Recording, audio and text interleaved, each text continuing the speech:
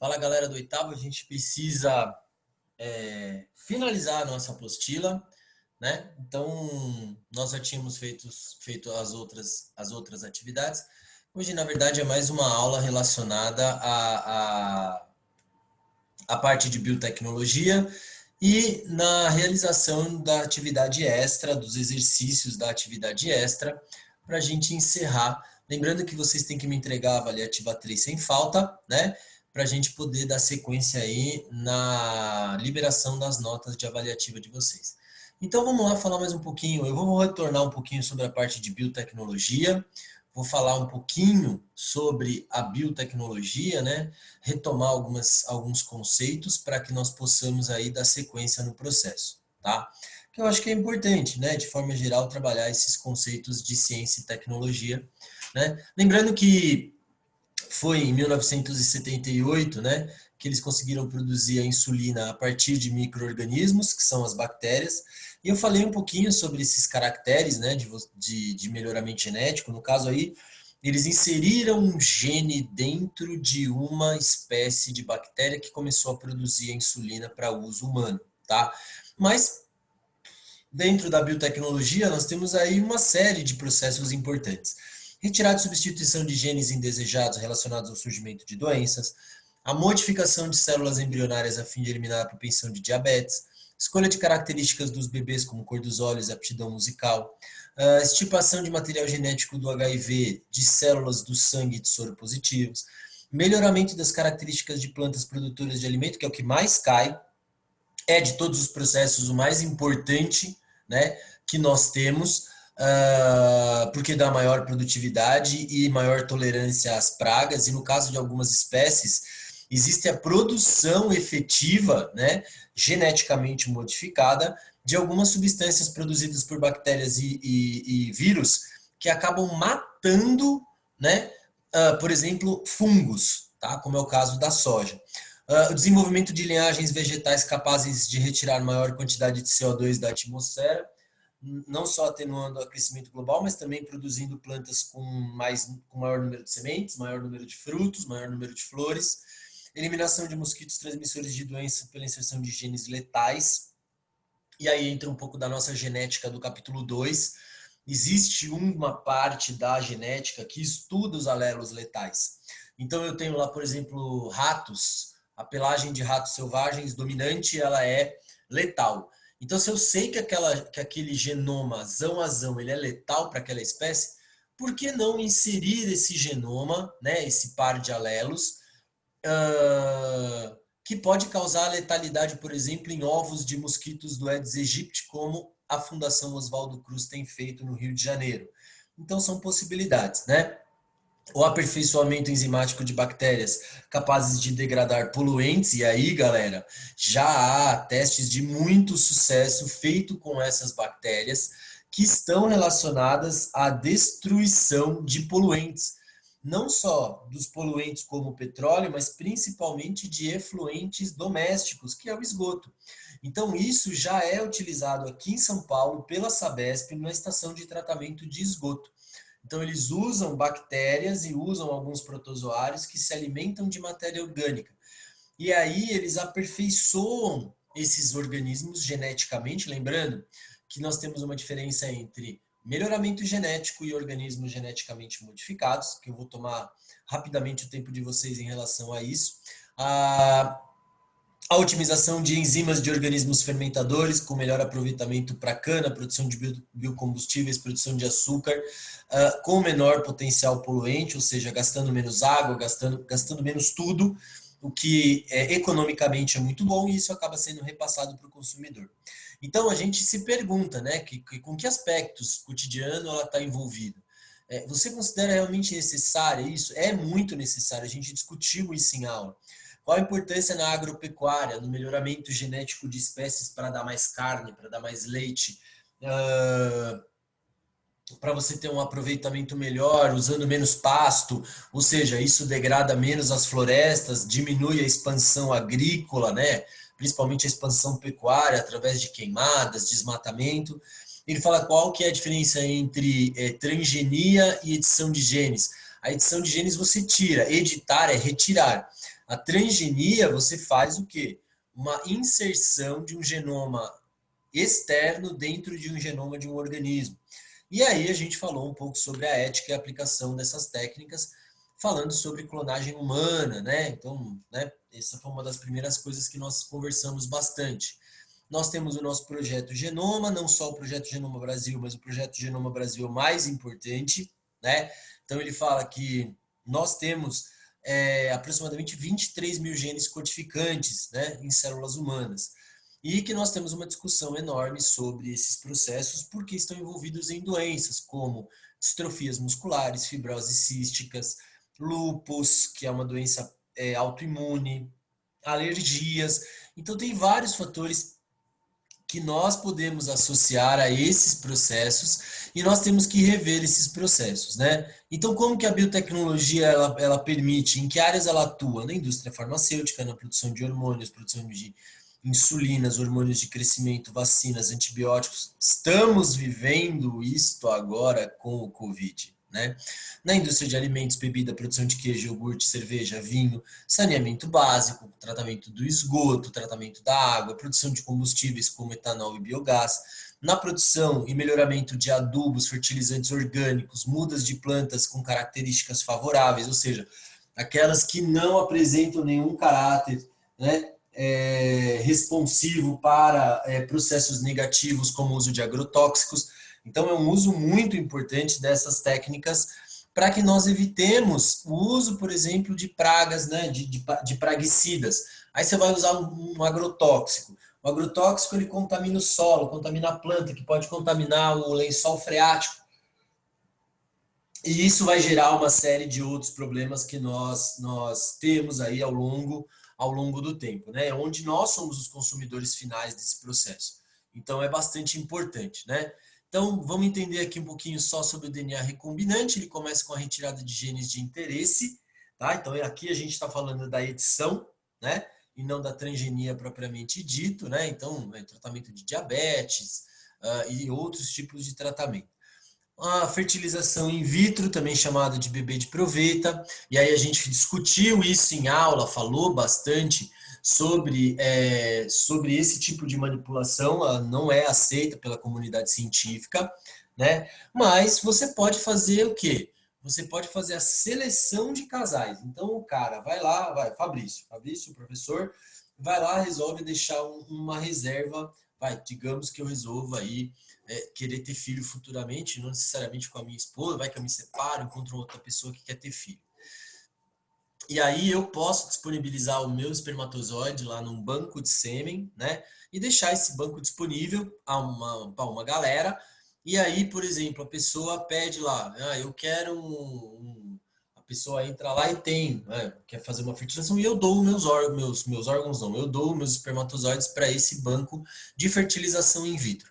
Óbvio que eu não tenho nenhuma característica fantástica, não tenho olhos verdes, não tenho cabelo loiro, não tenho 1,90 m de altura, mas digamos que eu me enquadre de repente num casal normal brasileiro que tem o pai tenha cabelo castanho, a mãe tenha cabelo castanho, mas não possam ter filhos, então ela vai procurar, ela fala, olha, eu procuro um cara mais ou menos da minha altura, né? E aí todas as minhas características ficam descritas num menu, né? Vamos dizer assim. E aí o cara vai lá e faz a fertilização porque eles querem ter um filho muito próximo da do seu fenótipo, né? Muito próximo das suas características, porque é uma questão de cada um. Aqui a gente não está discutindo se é certo ou se é errado, mas é uma questão de cada um, né? E aí escolhe uma outra mulher com as mesmas características da mãe e aí faz o que a gente chama de fertilização in vitro, né? Então você vê aqui o espermatozoide sendo colocado dentro do óvulo, né? Da fecundação, que é a fecundação in vitro é direito um embrião com 8 células que vão, né? Estágio inicial, que vão ser implantados no útero de uma mulher. Posso falar para vocês isso com tranquilidade, porque minha prima de Ribeirão, ela usou essa técnica porque ela apresentava uma dificuldade na formação dos seus óvulos. E aí, por esse motivo, ela tentou a fertilização in vitro e hoje ela tem 2 filhos lindos e que são muito parecidos porque foi doado o espermatozoide do marido dela, né? para o óvulo de uma mulher com características semelhantes à dela. Então, pô, é bem legal, gente. Eu não discordo, aqui a gente não vai discutir questionamento religioso no processo, se é certo, se é errado, mas é uma técnica que é largamente utilizada. Então, a gente não está aqui para discutir. Falamos sobre os testes de paternidade através de um processo chamado eletroforese, que bandeia o tamanho dos cromossomos, pareando entre a criança e os prováveis pais. Então, essa também é uma característica que pode ser que apareça, de repente, aí na avaliação de vocês, tá?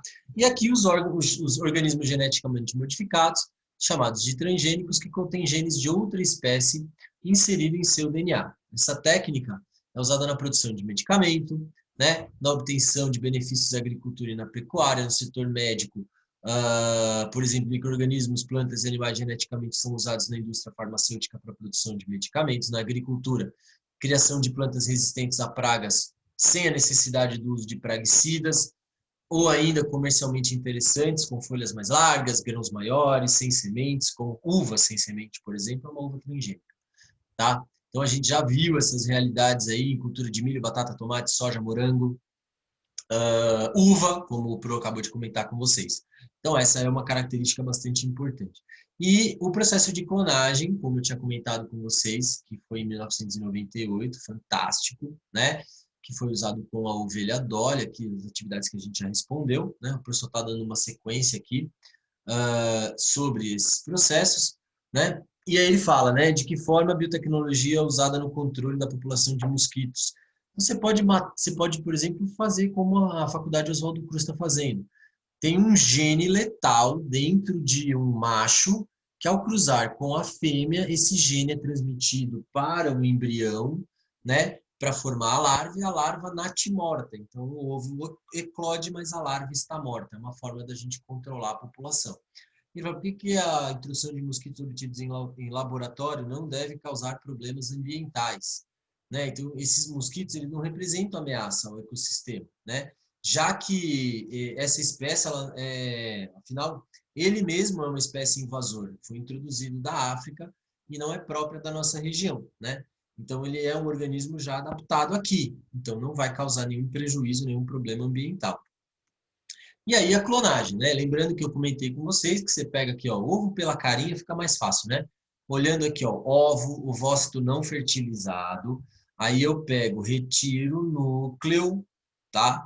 Dessa ovelha doadora do ovócito, pego uma célula, tá? Da mama de uma ovelha que vai ser clonada. Essas células são privadas de nutrientes e ficam dormentes para parar de se dividir. Aí eu pego o núcleo dessa célula e insiro, né, e forma que fundo, né, vou fazer a fusão desse ovócito vazio com essa célula dormente. E aí eu formo o zigoto. Esse zigoto ele é estimulado através de impulsos elétricos in vitro a se dividir, formando aquelas 8 células primordiais, né? Que são células embrionárias, e aí eu insiro numa ovelha de aluguel, né? Ou seja, insiro numa ovelha que vai gestar esse óvulo. E aí vai nascer a de cara branca. Por quê? Porque quem tem o núcleo é ela. Então eu ficava bem esperto em relação a isso, porque vai niqui, né, galera? Cai na prova. Então aqui você tem, ela tá, eu odeio essa palavra, empalhada, né? Taxidermizada que a gente fala, é a expressão correta, tá? No Museu Nacional da Escócia, em Edimburgo, tá? Então bem legal aqui o sequenciamento. A Dolly, ela viveu 2 anos só, se eu não me engano. Se eu não me engano, ela viveu só 2 anos, ok? Tudo bem? Então aqui nós já fizemos, nós já trabalhamos todos esses materiais.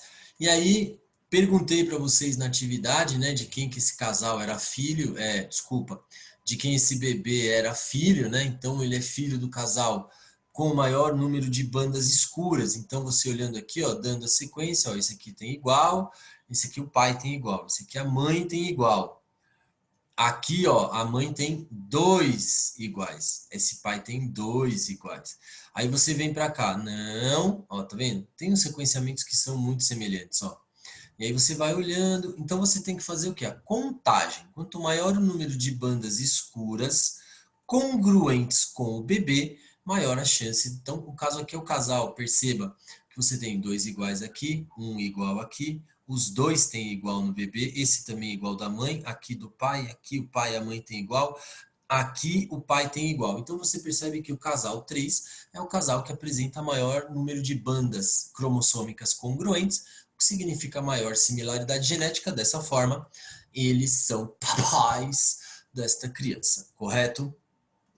E aí eu vou com vocês para a correção dos exercícios extras, da sessão extra, né, para a gente encerrar tudo aquilo que nós temos dentro da apostila.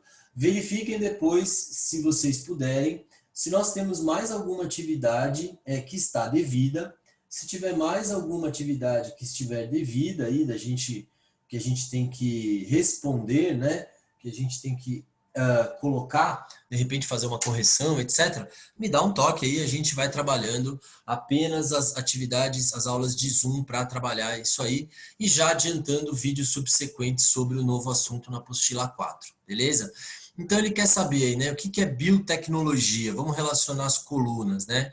A biotecnologia, ela é o quê? O uso de seres, células, estruturas celulares e moléculas na obtenção de produtos úteis à vida humana. O que é um transgênico, né? É um organismo portador de um gene pertencente a outra espécie. A clonagem é uma técnica que permite a fecundação de um gameta feminino. Vamos achar. Técnica que produz um novo indivíduo a partir de uma célula somática. Então, é esse aqui. Fertilização in vitro A4. Técnica que permite a fecundação do gameta feminino e do espermatozoide fora do corpo da mulher num tubo de ensaio ou placa de Petri. E, por último, DNA recombinante, o DNA que porta um ou mais genes estranhos a ele ou não comuns. Vamos lá, dando sequência aqui. A fecundação gera o zigoto, que é a união entre o espermatozoide e o óvulo, que representa a primeira célula de um organismo. A partir dela, os genes promovem o desenvolvimento de um novo ser. Qual é o objetivo e em que consiste a técnica de fertilização in vitro? É uma técnica que você faz de uma fecundação fora do corpo. Tá a resposta aqui na alternativa de cima, né, galera? Aí você só bater aquele olho. Então, é a fertilização que ocorre fora do corpo, tá? Ele vai ser implantado. Explica a relação entre gene, RNA, proteína e características hereditárias. Bom, vamos lá. O RNA, ele é uma molécula de uma fita só que faz cópias de proteínas. Ele pode também fazer cópias de genes, ok? Então o RNA, ele é a impressora, ele é o xerox, né, na produção de proteínas e genes. E o gene, ele não é nada mais do que uma unidade característica do indivíduo que é passada de pai para filho, portanto é uma característica hereditária. Então, o RNA é responsável pela produção de proteínas, o sequenciamento do DNA que o RNA copia não é nada mais do que um sequenciamento de genes.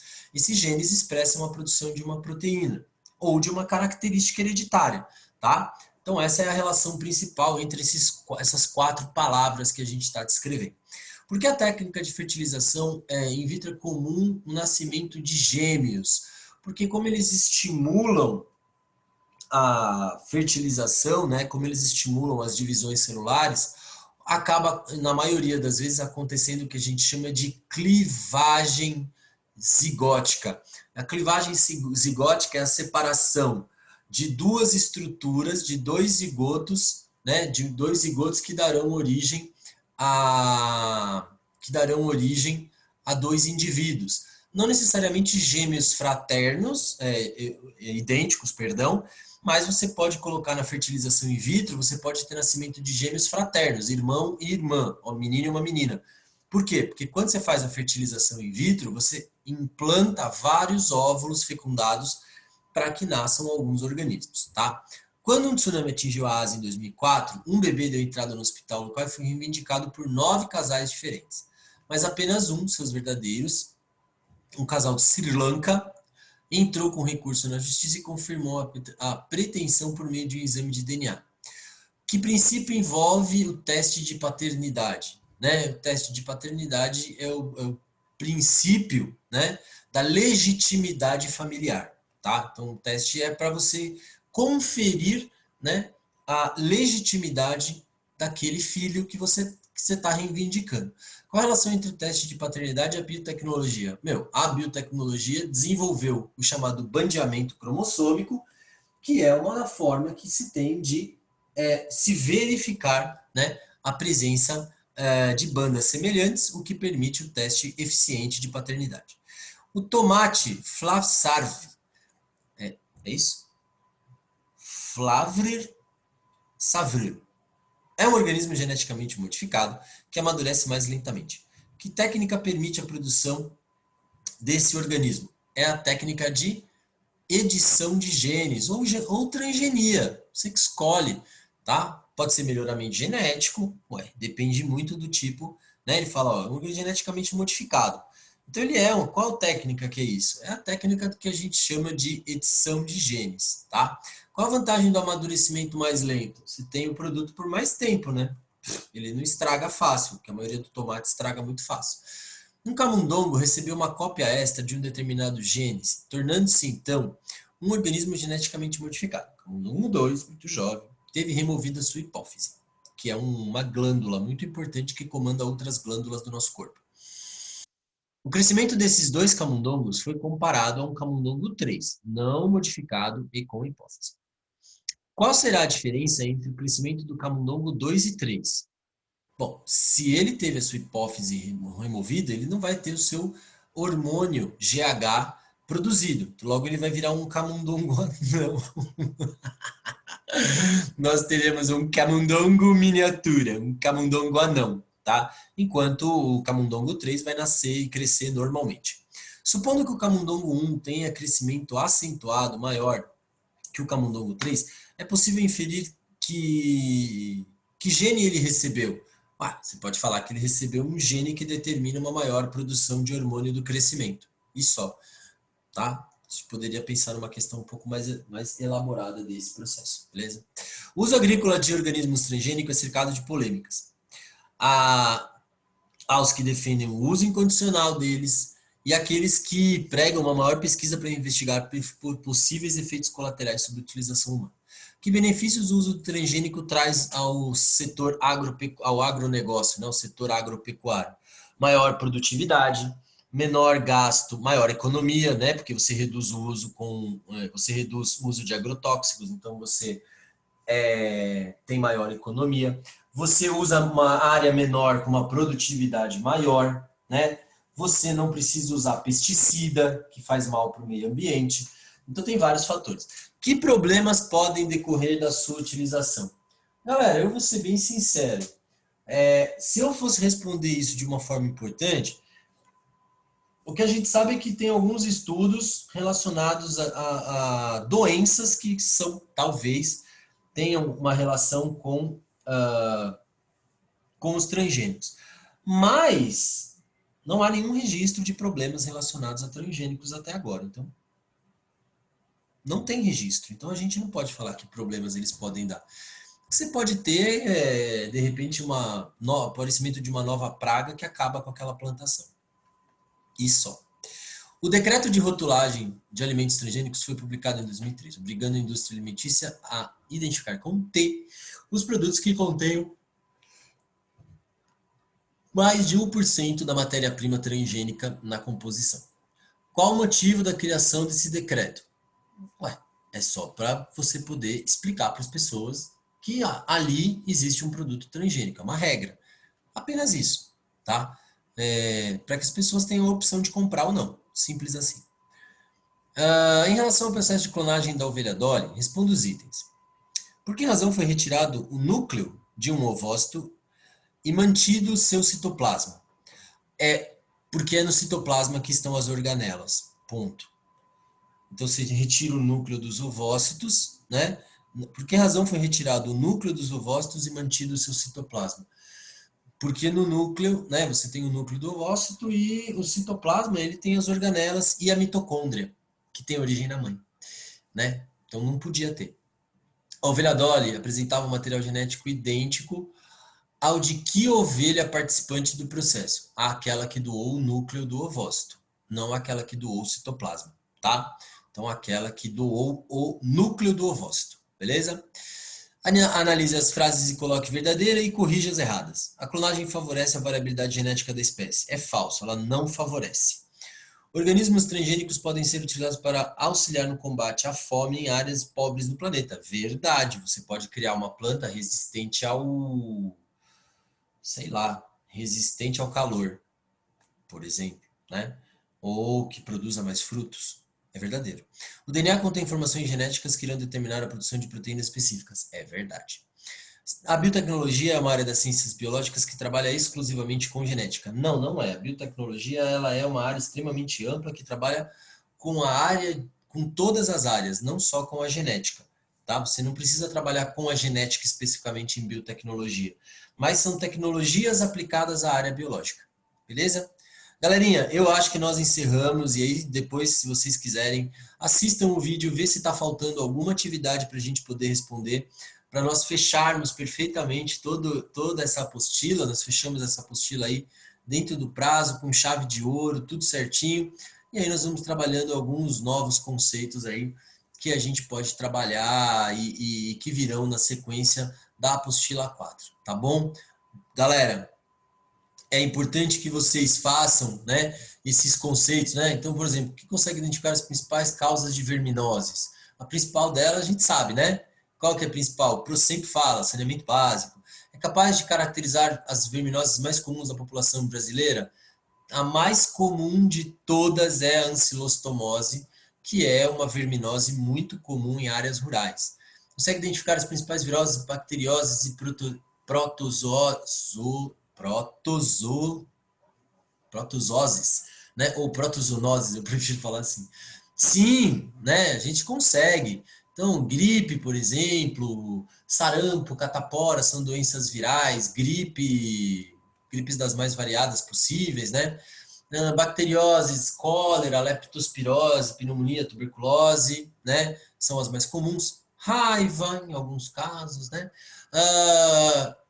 Doenças causadas por protozoários, a malária e a doença de Chagas são as mais comuns, tá? Então já fica a dica aí.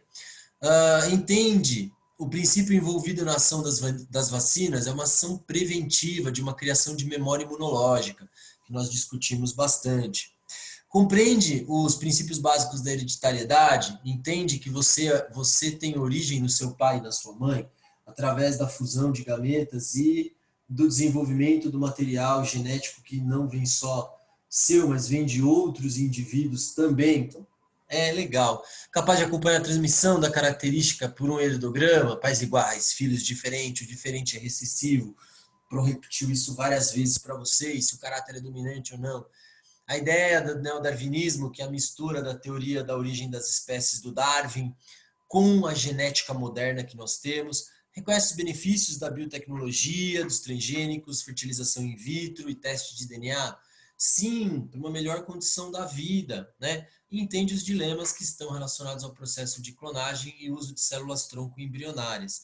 É legal você fazer esse feedback em você. Falar, nossa, será que eu lembrei de tudo isso?